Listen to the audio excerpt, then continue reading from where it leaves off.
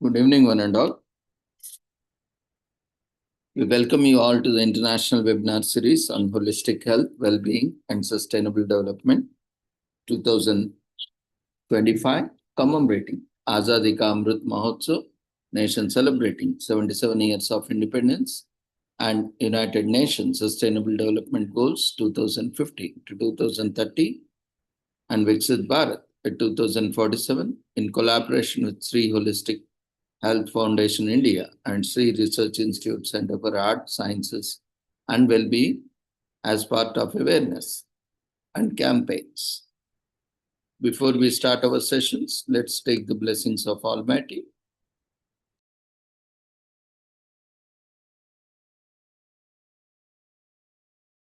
कुरुत्वं कल्याणम् आरोग्यं धनसम्पदः शुभं कुरुत्वं कल्याणम् आरोग्यं धनसम्पदः शत्रुबुद्धिविनाशाय दीपज्योतिर्नमोऽस्तुते दीपज्योतिर्नमोऽस्तुते शुभं कुरुत्वं कल्याणम् आरोग्यं धनसम्पदः शुभं कुरुत्वं कल्याणम् आरोग्यं धनसम्पदः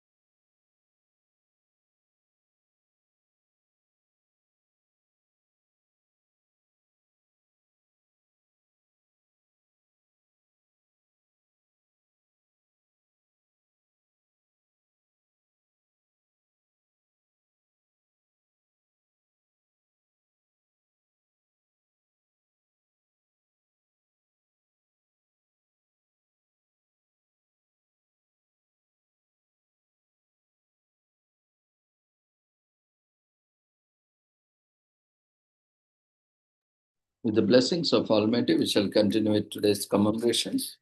Today,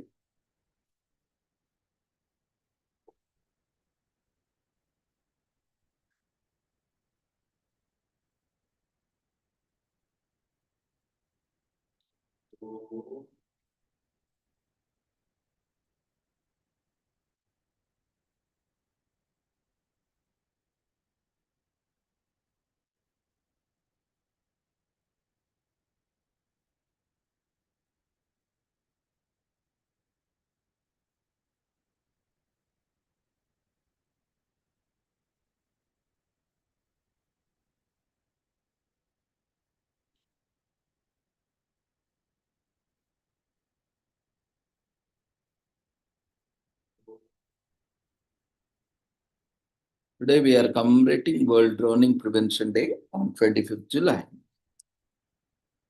Drowning is a leading cause of accidental death, and anyone can drown, so no one should.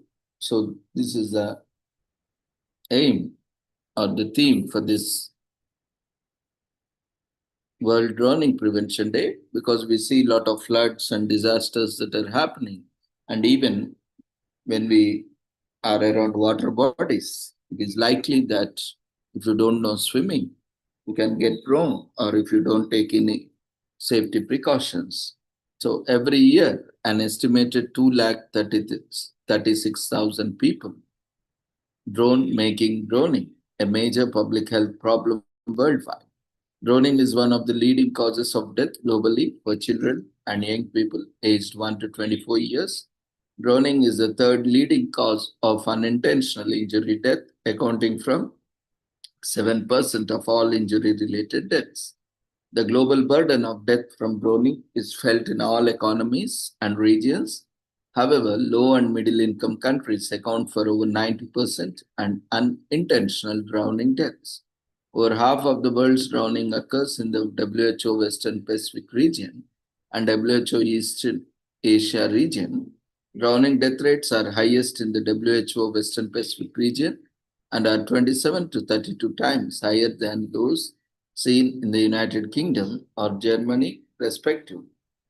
So, the global report on droning preventing a leader killer is the first World Health Organization report dedicated exclusively to droning, a high qualitative public, a highly preventable public health challenge that has never been targeted by a global strategic prevention effort. This report aims to change that. Droning is the third leading cause of unintentional injury deaths worldwide, accounting for 7% of all injury related deaths. There are an estimated 236,000 annual droning deaths, and there are estimated 236,000 annual droning deaths worldwide. So, global estimates may significantly underestimate the actual public health problem related to droning. Children, males, individuals, and increased access to water are more risk of drowning. So, World Drowning Prevention Day, declared in April 2021 by the General Assembly, Resolution 75 by 273, is held annually on 25th July. The global advocacy event serves as an opportunity to highlight the tragic and profound impact of drowning on families and communities, to offer life-saving solutions to prevent it. All stakeholders, governments, UN agencies, civil society organizations, the private sector, academia, and individuals are invited to mark World Drowning Prevention Day by highlighting the need for urgent, coordinated, and multi-sectorial action on proven measures such as installing barriers, controlling access to water, providing safe places away from water, such as pitches from preschool children with capable childcare. Teach swimming, water safety, and safe rescue skills training by bystanders in safe rescue and rescutation, setting and enforcing safe boating, shipping, and ferry regulations, improving flood risk management. The UN General Assembly resolution invited World Health Organization to coordinate actions on drowning prevention within the UN system. In this capacity, World Health Organization leads preparations for World Drowning Prevention Day by producing related advocacy materials, hosting a global launch event, and supporting national and local activities in countries and communities around the world.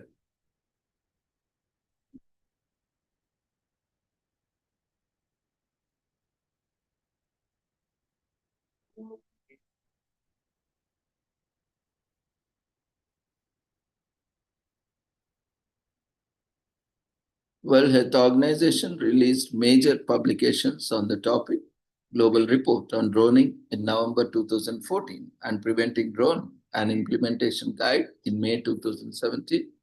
At the country level, World Health Organization has worked with ministries of health in some low and middle income countries to prevent drowning through the use of barriers, controlling access to water, and establishment of daycare centers for preschool children.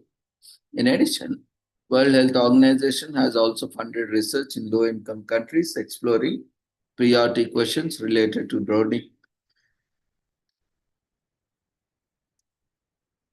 prevention. At the regional level, World Health Organization organizes training programs and convenes workshops to draw together representatives of governments, NGOs, and UN agencies working on drowning prevention.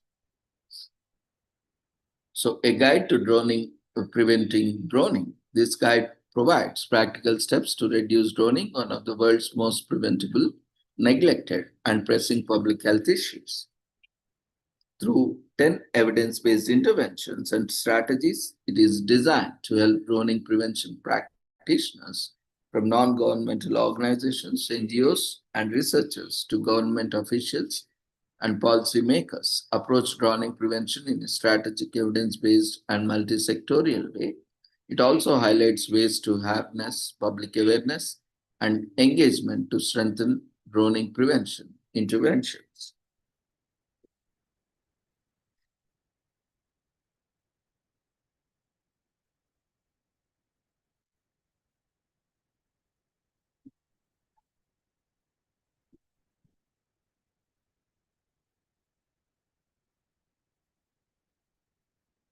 Today is also commemorated as International Day of Judicial Well-being. Justice begins with well-being, a 2021 survey by the Global Judiciary Integrity Network, with responses from judges in over 100 countries, reveals powerful insights into the state of judicial well-being. 76% of judges say they lack enough time to care for their physical and mental health. 92% experience stress from judicial work, at least sometimes, frequently, or always.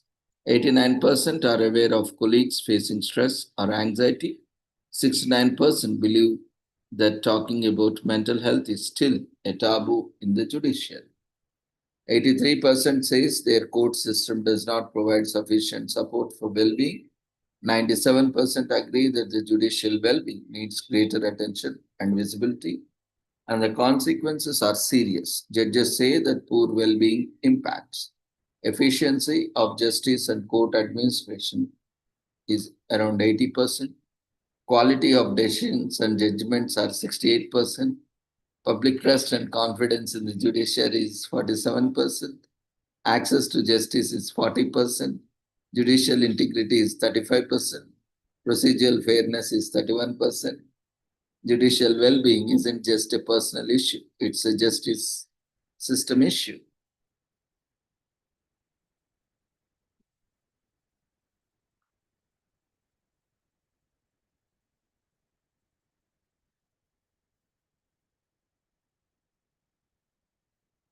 So justice begins with well-being. Judges and other judicial officers, such as magistrates, court commissioners, and arbitrators, shoulder a profound responsibility, upholding the rule of law, protecting rights, and ensuring that justice is impartial and fair. But behind the bench, many judges struggle in silence, long hours, isolation, and the emotional toll of decision making can affect their well being, ultimately influencing the quality of justice. Corruption thrives where integrity falters. A judiciary under stress is more vulnerable to external influence, conflicts of interest, and erosion of public confidence. The United Nations Convention Against Corruption, UNCSC, especially Article 11, acknowledges this danger and calls for safeguarding the independence and integrity of the judiciary. Judicial well-being is a prerequisite for judicial independence, integrity, and efficiency. When judges are supported, they are better equipped to resist undue influence, uphold ethical standards, and deliver justice fairly and competently. So the path to international recognition began with the Regional Judicial Conference on Integrity and Judicial Well-being held in the Nauru in July 2024, organized by the United Nations Office on Drugs and Crime, UNODC, in partnership with the Nauru Judiciary. The gathering brought together nearly 20 judicial leaders and global experts to confront a shared concern. So judges around the world are under pressure, often without the resources or acknowledgement they need. On 24 July 2024, they adopted the Nauru Declaration of Judicial Well-being, which recognizes that the health and well-being of judges is critical to ensuring judicial integrity, independence, and quality of justice delivered to the public. So the 7 guiding principles, the Nauru Declaration outlines 7 foundational principles to guide national judiciaries in promoting well-being. Judicial well-being is fundamental, is essential to ensuring a fair and effective justice system. Without its judicial independence and public trust are at risk. Stigma must be removed. Judicial stress and mental health challenges should be openly acknowledged. Experiencing such difficulties does not reflect weakness or lack of fitness to serve. Shared responsibility, promoting judicial well-being, is a collective responsibility. Individual judges, court systems, and judicial institutions must all take action. So, a supportive and inclusive judicial culture is necessary. Institutions must foster ethical environments and prioritize well-being. Holistic approaches are key. Well-being efforts should include a mix of awareness raising, prevention, early intervention, and recovery strategies. Adaptability to local context, actions to support judicial well-being should reflect the specific needs and realities of each jurisdiction. Like to human rights, judicial well-being is connected to the broader protection and promotion of human rights, including the rights of court users and staff. So, building on the momentum of the Nauru Declaration in March 2025, the United Nations General Assembly adopted Resolution 79 by 266, officially proclaiming 25th July as International Day for Judicial Well-being. The resolution ties the observance directly to the international legal frameworks like the United Nations Convention Against Corruption, UNCAC, emphasizing that judicial well-being supports anti-corruption, access to justice, and sustainable peace. So to build it on the commitments made in Nauru and reinforced by the UN resolution, the International Conference on Judicial Integrity and Well-being is taking place in Port Moresby, Papua New Guinea on 20 to 22nd August 2025. The event brings together judicial leaders and the policy makers to develop concrete tools and strategies for integrating well-being into court systems worldwide. So, establishing by UNODC in 2018, the Global Judicial Integrity Network is the first platform dedicated to promoting integrity and preventing corruption within the judiciary through research, peer learning, and practical tools. The network empowers judiciaries worldwide to enhance ethics, transparency, and institutional trust. So, the Bangalore Principles of Judicial Conduct are on the global standard for judicial ethics endorsed by judiciaries around the world. These principles define the core values that every judge should uphold: independence, impartiality, integrity, proprietary equality, competence, and diligence. Together, they serve as a universal guide for ensuring that justice is delivered fairly and with integrity.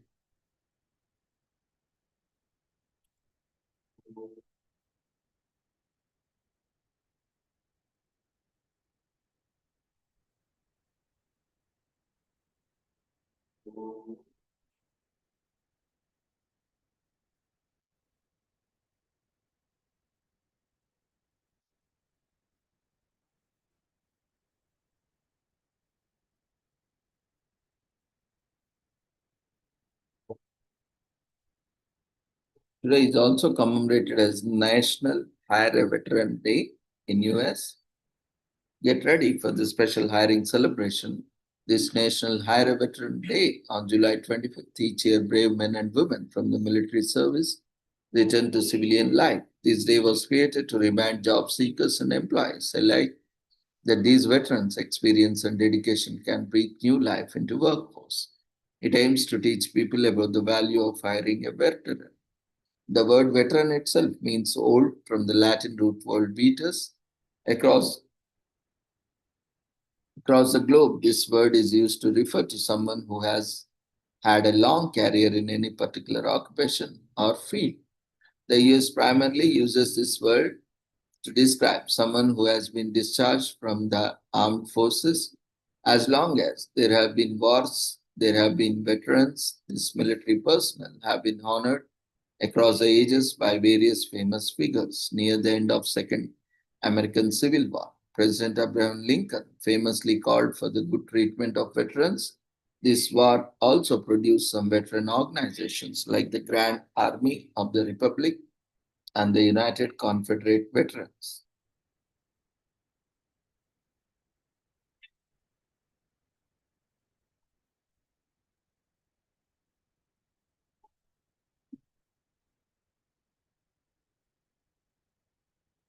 The treatment of veterans changed after World War I. Discontented vets took up arms and protested the way we are being treated. One of the most important protest movements took place during the Great Depression, in which Bonus Army of unemployed veterans marched on the Washington, D.C., hoping to get the bonus that Congress had promised them for years in the future.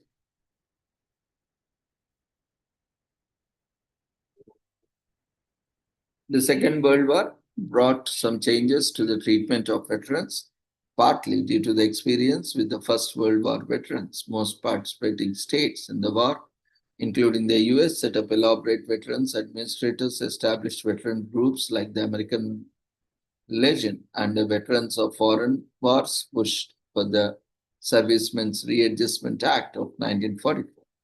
Commonly known as the GI Bill, this was a law that provided benefits for some of the returning World War II veterans, who were commonly referred to as GIs. While the original GI Bill expired in 1956, this term is still used to refer to programs created to assist some of the US military veterans.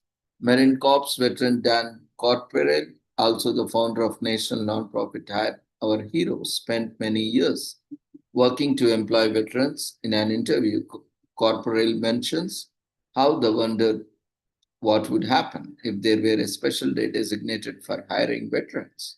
This question led to him creating an online career fair to connect veterans with prospective employers. From there, the idea of this special day took flight and the National Hire a Veteran Day.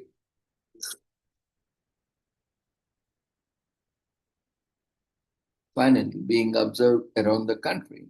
In 2017, President Donald Trump signed the Honoring Investments in Recruitment and Employing American Military Veterans Act, Hire Vets Act, and a special Hire Vets medallion program was also created to award these employees who demonstrated an outstanding commitment to hiring and retaining veterans. This act further supported National Hire a Veteran.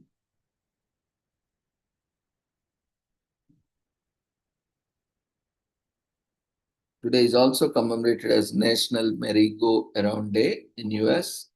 We had our fairs, carnivals, and amusement rides. So how could we not love Jerry National Merry-Go-Round Day, celebrated each year on July 25th? The day also spotlights the fun ride known as a merry-go-round or carousel, a highlight of amusement parks. These circular rides are still widely popular across America and the globe. Merry-go-rounds or carousels are one of the oldest amusement park rides still in use. All over the globe, these little rides have been around for a very long time. Back in the medieval period, European crusaders returned home after fighting, having adopted a foreign tradition they called Little War. In a structured way, they called the Corsella. People would ride horses holding lances and trying to spare a ring hanging overhead from a tree limb. The French called this type of tournament a carousel. This is translated to mean a titling match used to train knights in medieval times. The style of playing evolved to an extent. Knights sat on the wooden planks that were suspended from the center post in a circular shape and tried to thrust their lances through a suspended ring. Today is also commemorated as National Talk in an Elevator Day in US. People have been using elevators since before the birth of Jesus. This is all more reason to celebrate the strike of a conversation with a stranger on National Talk on in an elevator day on the last Friday of July, which falls on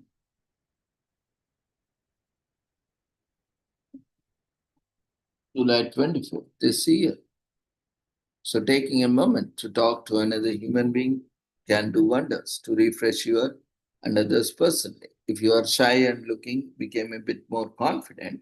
This is your day to shine. Elevators may just be a means of transport, but they can also help to forge new friendships.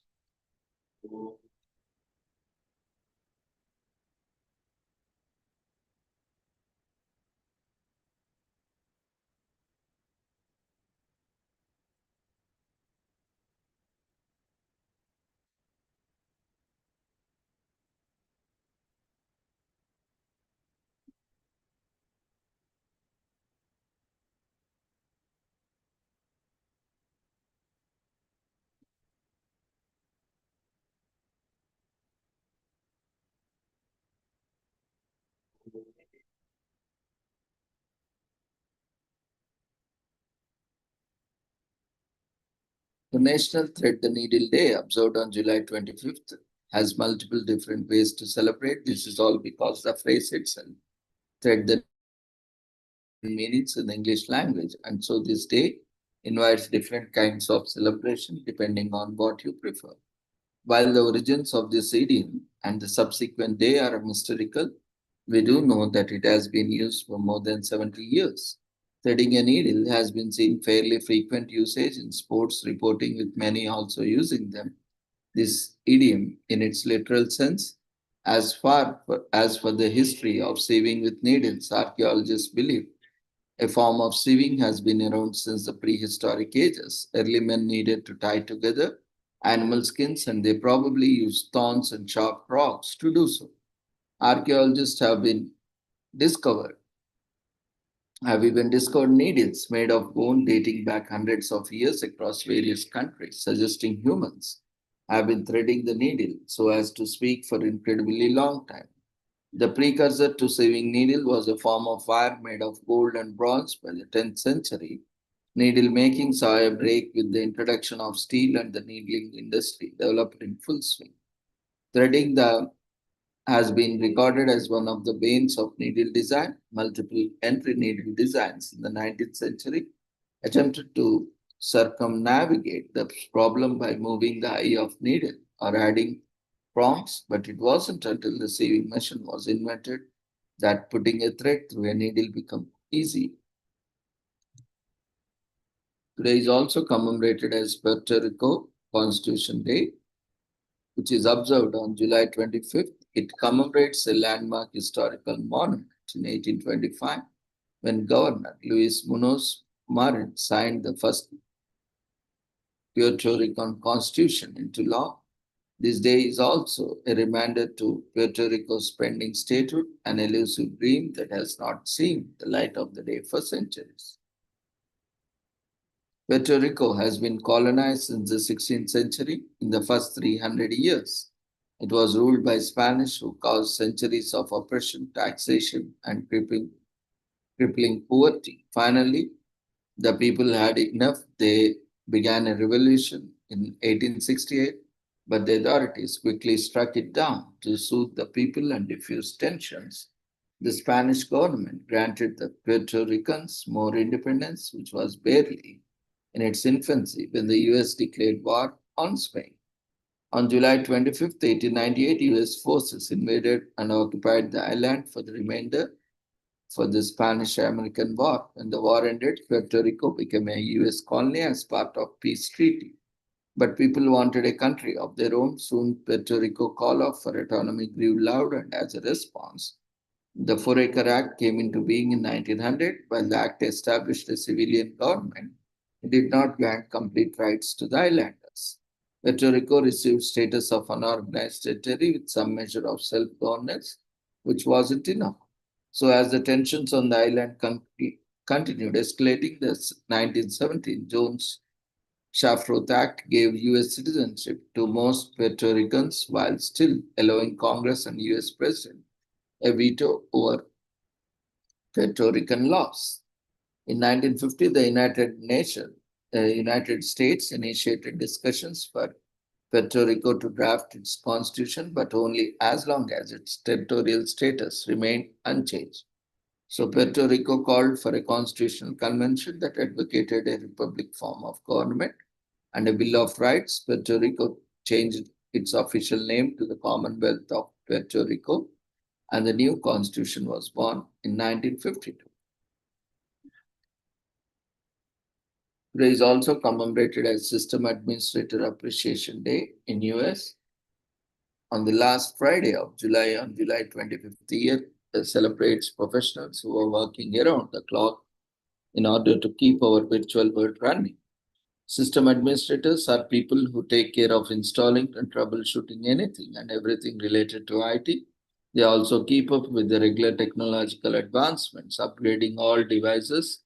Accordingly, these IT professionals, having learned from experience, allow companies, both small and big, to reach out to their target audiences without any technical issues. This is why the job of system administrator is indispensable. You can show your appreciation for the IT professionals by throwing them a party and or doing their bidding for a day.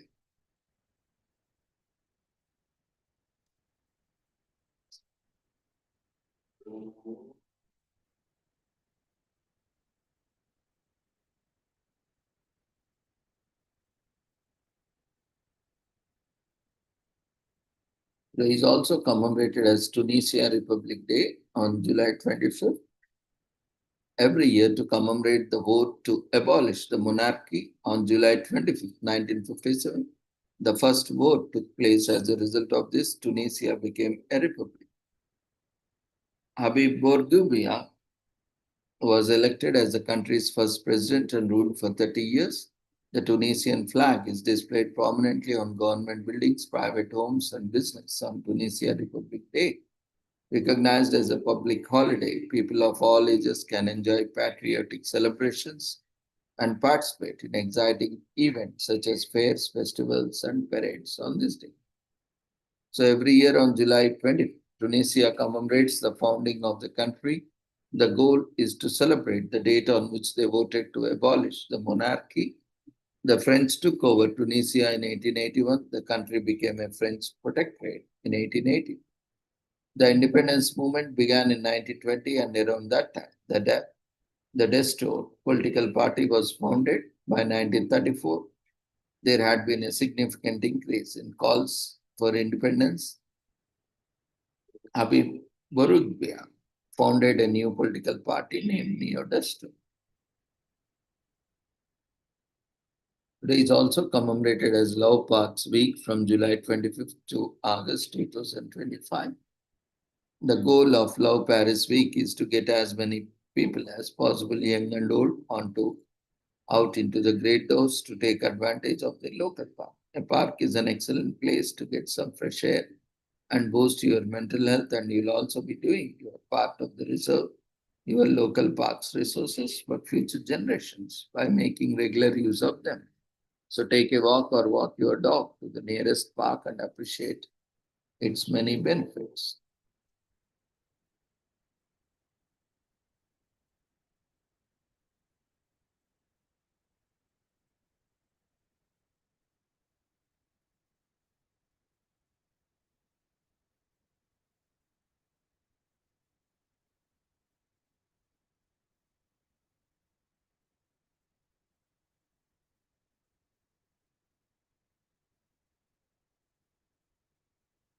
It is also commemorated as annexation of Guancas Day in Costa Rica.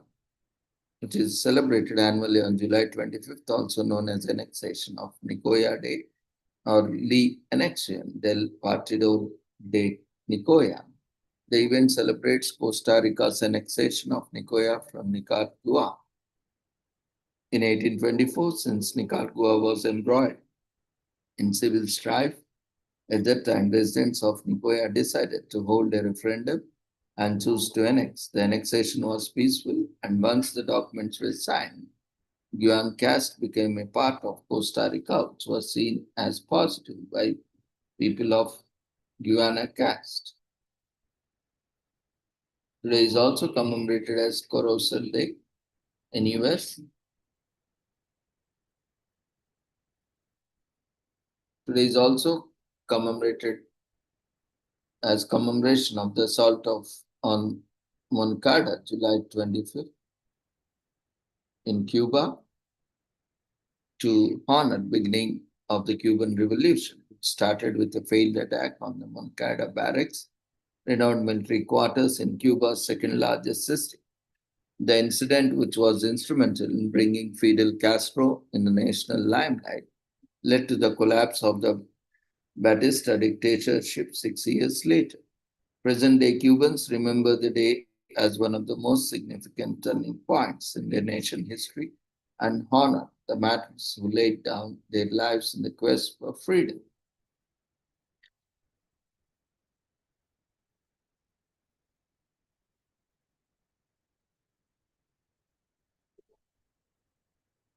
Today is also commemorated as Culinarians Day on July 25th, annually to honor cooks and chefs. To a culinarian, cooking and serving food is both a science and an art. Culinarians Day includes cooks, bakers, and all those who prepare meals in restaurants. Restaurants and commercial kitchens are the most common places professional chefs and cooks are employed. However, it is not necessary to be a chef or a graduate of a culinary school to take part in this celebration. Culinarians Day can be celebrated by anyone who enjoys cooking or eating. Cooking began in a far more humble way than in the restaurants and commercial facilities where professional chefs operate. The beginning of the culinary arts can be seen as when someone placed or come across a forest fire cooked food. Agricultural advances, culinary technique expansion, domestication of cattle, and the development of earthenware and stoneware all played a role in subsequent evolution of cuisine to turn it into what we know today. Today is also commemorated as Darwin Show Day on July 25, 2025 in Australia, which comes up every last Friday or second or to last Friday of July. So this year, 25th, this day is a showcase of special talents, foods, animal shows, music, culture, along with other entertainment and competitions. The celebration has been going on for 70 years. This day is organized and run by Royal Cultural Society. It is hosted at the Darwin Showground and Exhibition Centre in Wenili, the capital of Northern Territory, Australia. This day runs for 3 days from Thursday to Saturday, but it is Friday and that is a highlight. Today is also commemorated as Guanacaste Day in Costa Rica.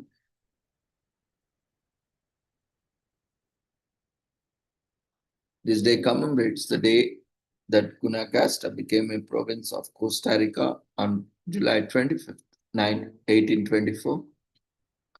Before this, Guanacaste was part of the nation of Nicaragua. At that time, Nicaragua was plagued by civil war, and Guanacaste asked the Central American Federation to be annexed to Costa Rica. So Guanacaste lies in the northwest of Costa Rica and has made significant contributions to the nation in the areas of food, agriculture, and entertainment. Although Guanacaste Day celebrates a serious historical occurrence, the day is celebrated with a lot of pomp and pageantry as concerts, fireworks, and folk dances take up the streets. Day is also commemorated as Health and Happiness with Hypnosis Day in US, which is observed annually on July 25th to raise awareness of the benefits of hypnotherapy on health and happiness. Hypnosis was regarded as sorcery and magic until 18th century. Hypnosis is a psychological state resembling state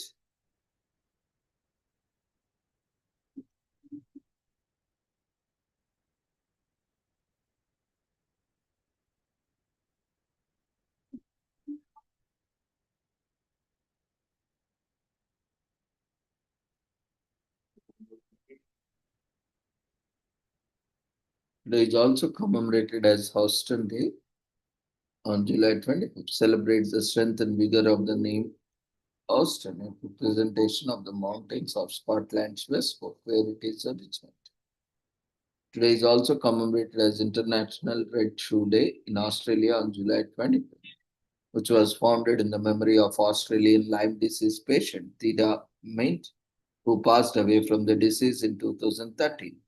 The day was established in 2014 by Mint's friends as a way to pay tribute to her, as well as to others worldwide who have lost their battles with Lyme or similar illness.